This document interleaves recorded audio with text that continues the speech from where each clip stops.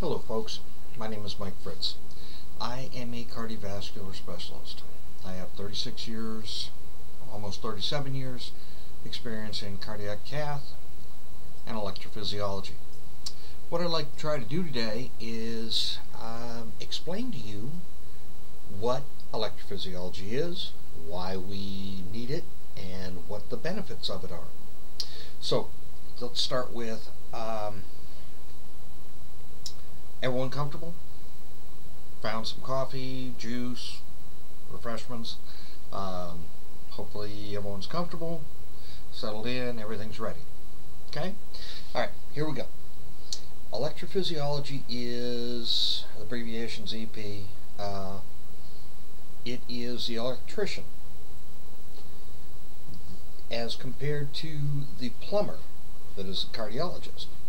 Cardiologists have been around for years and years and years, and everyone knows what they are. They go in, they look at the arteries on your heart, and they fix the plugs, the clogs in your arteries.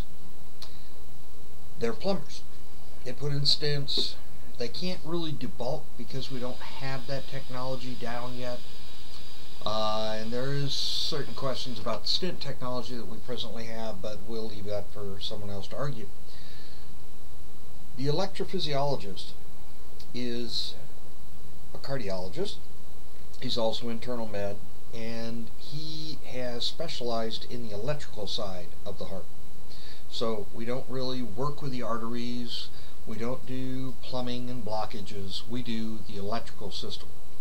So if you're building a house, you've got carpenters, you've got finish carpenters, you've got drywall, insulation guys, you've got plumbers, and you have electricians.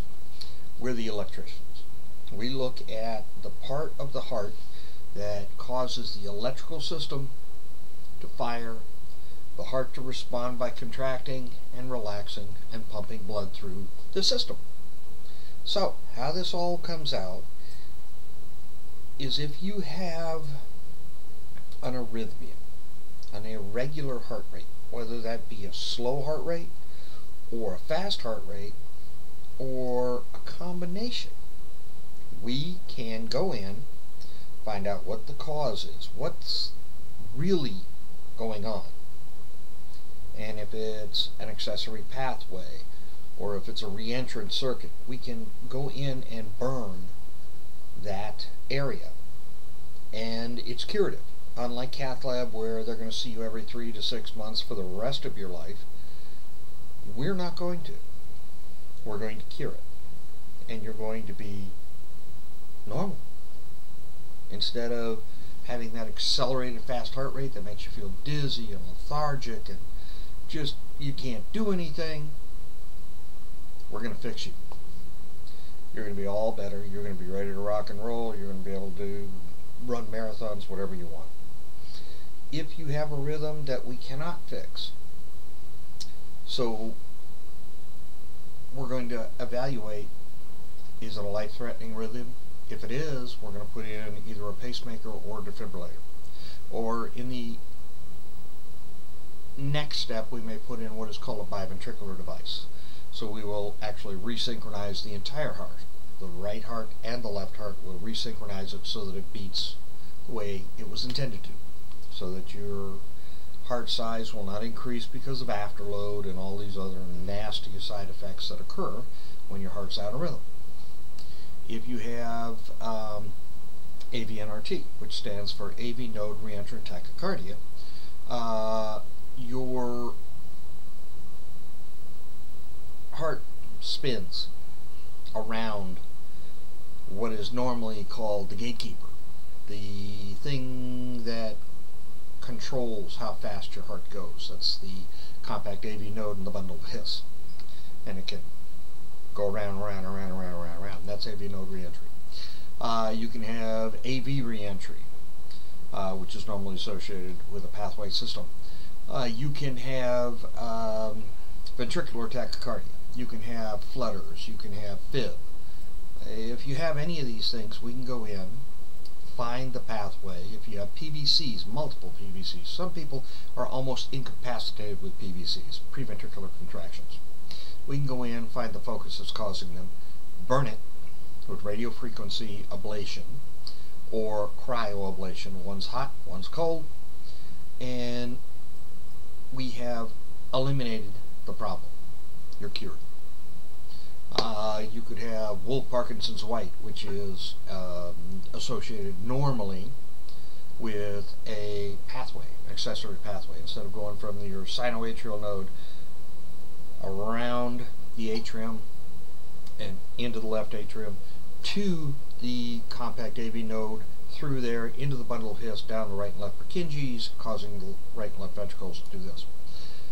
You're going to have an accessory pathway which will cause pre-excitation from the atria to the ventricle, and it'll cause a wide QRS complex. And it's called a delta wave because there's a slewing of the uptake instead of it being a P wave, which is the atrial fire, Q, which is pre-excitate, up for your QRST and normal sinus.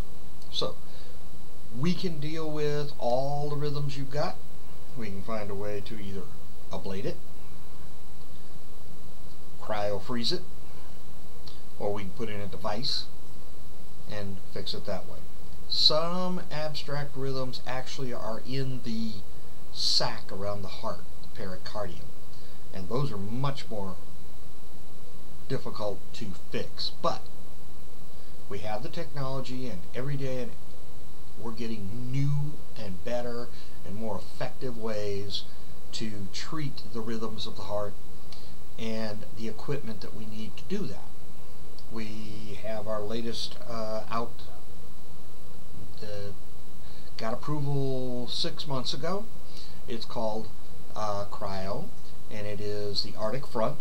It's a balloon specifically designed for treating atrial fib, which is a left-sided arrhythmia that normally comes from the pulmonary veins, which are actually arteries, but they're still called pulmonary veins, so we won't worry about that.